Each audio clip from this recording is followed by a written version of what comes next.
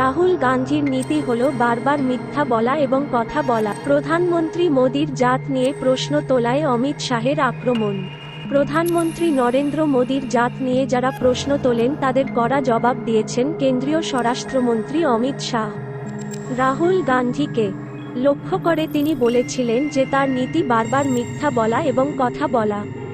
তিনি একটি বড় ঘোষণাও করেছেন এবং বলেছেন যে লোকসভা নির্বাচনের আগে গোটা দেশে সিএএ কার্যকর করা হবে।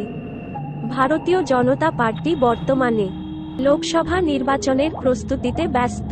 এদিকে রাহুল গান্ধীর অভিযোগের জবাব দিয়েছেন কেন্দ্রীয় স্বরাষ্ট্রমন্ত্রী অমিত শাহ। তিনি বলেছিলেন যে রাহুল গান্ধীর নীতি হল মিথ্যা বলা এবং প্রকাশ্যে কথা বলা। প্রধানমন্ত্রী মোদির জাত নিয়ে উত্থাপিত প্রশ্নের উত্তর আসলে অমিত শাহ প্রধানমন্ত্রী মোদির জাত নিয়ে যে প্রশ্নের উত্তর দিয়েছেন। অমিত শাহ বলেছেন, রাহুল গান্ধীর মিথ্যা কথা বলা, প্রকাশ্যে কথা বলা এবং বারবার কথা বলা নীতি রয়েছে। মোদিজির জাত নিয়ে যতদূর কথা, নরেন্দ্র মোদির মতো একজন মহান নেতাকে জাতপাতের ভিত্তিতে অভিযুক্ত করা খুবই দুর্ভাগ্যজনক। কেউ আলোচনা করছেন, মোদিজি বলেছেন যে আমি ওবিসি একটি ব্লক, জাত নয়। সম্ভবত তার শিক্ষকরা রাহুল গান্ধীকে এটি ব্যাখ্যা করেননি। 1994 সালে ওবিসি তালিকায় অন্তর্ভুক্ত করা হয়েছিল। অমিত শাহ বলেছেন, ভারী হৃদয়। আমি স্পষ্ট করছি যে একজন নেতার জাত নিয়ে প্রশ্ন তোলা হচ্ছে যাকে বিশ্ব একজন সফল নেতা বলে মনে করে।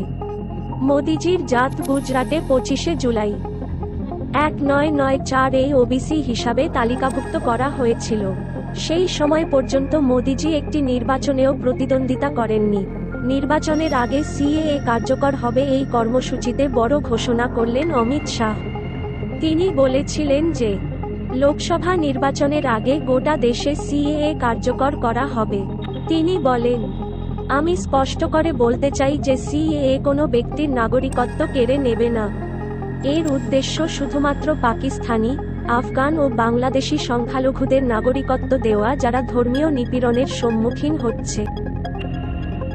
22শে জানুয়ারি মহান ভারতের যাত্রার সূচনা।